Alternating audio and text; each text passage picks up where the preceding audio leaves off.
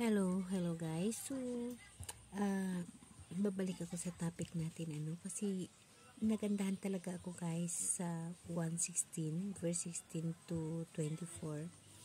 Guys, nakalagay dito na ang propesya na kaunting panahon na lamang at hindi na ninyo ako makikita at pag nakaraan ng kaunting panahon pa, ako'y inyong makikita muli. Ito yun guys, yung panahon na si Jesus Christ ay napakatao, nakikita siya ng mga apostol, kasama siya ng mga tao noong unang panahon. And then, di ba namatay siya, and then napakita siya muli, napakita siya muli. Yun ang kanyang sinasabi dito, na kaunting panahon na lamang at hindi na ninyo ako makikita at pag nakaraan ng kaunting panahon pa, ako'y inyong makikita muli. No, napakagandang mensahe ng Panginoon. Sa Biblia, pag hindi nyo maunawaan at hindi lubos maintindihan na nakasulat, maguguluhan ka. Ngunit pag ang Espiritu Santo bago ka magbasa, hinihingi mo na guidean ka, madali mo maunawaan. So dito ang binasa natin na yun is 1 verse 16 yun. So dito nakalagay sa verse 18 na nagsasabi siya na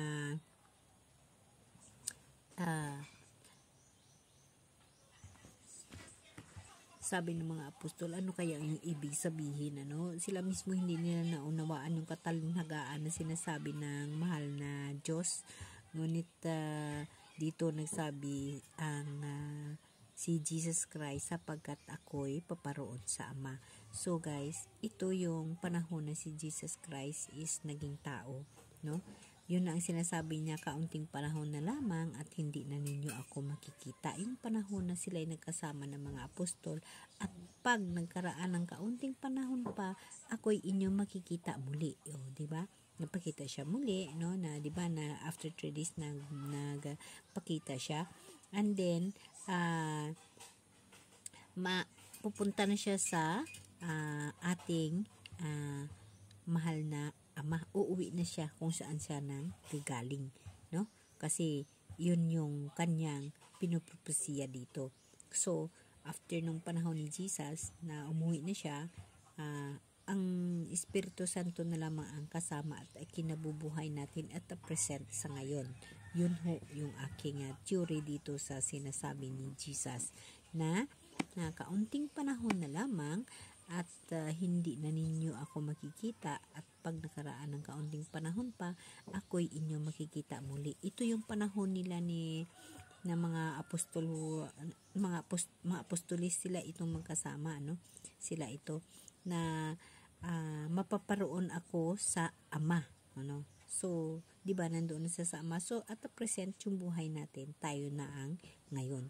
So, basahin niyo guys, unawain niyo 1:16 verse 16 to 24. Dito lahat nakasaad at nakalagay kung ano ang mangyayari sa mundo at ano mangyayari sa atin sa buhay na walang hanggan. So, nung mga panahon na yun, nahihirapan magunawa din yung mga apostol, kaya nga siyempre, ang mahal na Diyos is Diyos talaga, na mabasa niya yung isip, Kaya nga sinabi niya uli,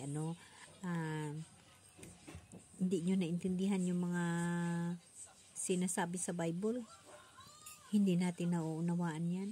Pero guys, pag nasayo yung Holy Spirit, sabihin ko sa inyo, madali maunawaan at unawain ang mga nakasulat. Himay-himayin mo ang pagbasa at ipihingian mo sa mahal na Diyos ang pag-unawa.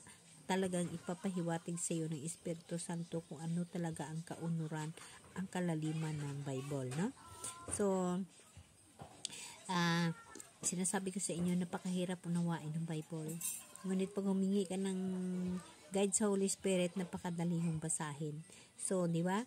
So, ito na guys, dito rin nakalagay, dahil nga naguguluhan yung mga tao na hindi nila naunawaan yung sinasabi ni Jesus. So dahil si Jesus is Diyos talaga, siya yung Diyos, nababasa niya yung isip at puso natin, walang makaligtas. Kaya nagtatanungan kayo, sabi ni Lord, nagtatanungan kayo. Dito ito siya sa nabilong pa rin siya sa 1:16 verse 16 to 24, tatanungan kayo tungkol sa sinabi kong kaunting panahon na lamang at hindi na ninyo ako makikita at magkaraan ng kaunting panahon, ako'y inyong makikita muli, no? So, naguguluhan doon yung mga apostolis sa sinabi ni Jesus. Kahit tayo siguro, no? Kahit kayo dyan, mababasa nyo ito sa Bible o nakikinig, naguguluhan. Ngunit pag inyong unawain, napakaganda ho. Sinabi ko sa inyo, tatangis kayo at magdadalamhati, ngunit magalak ang sanlibutan, natitigib kayo ng kalungkutan, subalit ito'y magiging kagalakan, no? Diba?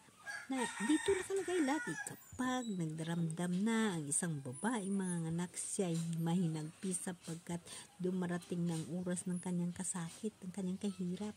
Ngunit sa panganganak, hindi na niya maalaala ang hirap.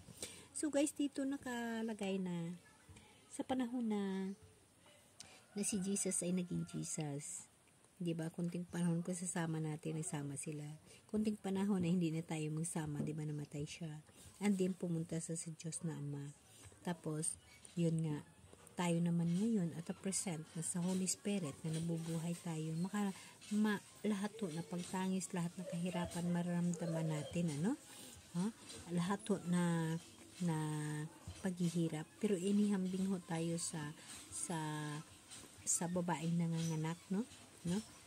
Dito tayo inihambing na ngunit pagkapanganak na niya, hindi na niya maalaala ang lahat. So guys, ang mga tao ho, kailangan mamatay. After po mamamatay, mabuhay muli, no? Mabuhay muli. Hindi mo na maalaala yung mga nakaraan. Mabuhay muli ang sanggol, mabuhay muli ang bagong mundo. So dito pa rin nakalagay na pagkatapos niya nga panganak, yun nga, di ba? Hindi na maalaala ang hirap, no? Ganun ho, kaligayahan na lang ho ang kanyang maalaala. Ganun din ho tayo pagdating ng araw. Na pag magbago na ang mundo, wala na tayong maalaala. Nabago ng mundo, no? Ganun din naman kayo. Malulumbay kayo ngayon, ngunit muli akong magpakita sa inyo. Ito na ho yun. Yung pangatlong pagpakita ni Jesus Christ sa sinabi niya dito, no? Na magpakita ako muli sa inyo at mag-uumapaw sa puso ninyo ang kaligayahan. Ito na ho yun, guys. Ito na ho yun. Yung pangatlong pagpakita niya sa atin, yung judgment. Yung judgment niya ho, ito na ho yun. Nag-uumapaw at walang makaagaw na kaligayahan. Ito na ho yun, guys.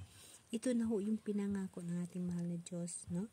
So, dadaan tayo sa kahirapan, sa mga pagsubok, at yun, wala ka nang maalaala. So, dead na, no? Wala ka nang maalaala. Tapos, magiging ipinanganak ang bagong mundo. O, diba? Ito yung inihambing. Ang gandang basahin ito, guys. Ang gustong-gusto ko ito. Alam niyo ba, guys, nakatatlo ko na ito ginawaan ng video. Itong 116 verse 16 to 24. Ito, guys, uulit-ulitin nyo kabasa. Pakinggan nyo ng maayos. Unawain nyo ng maayos, guys. Dito, napakaganda.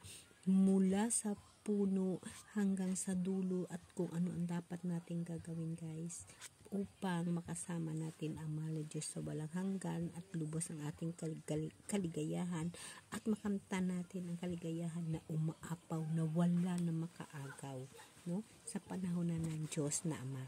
Amen?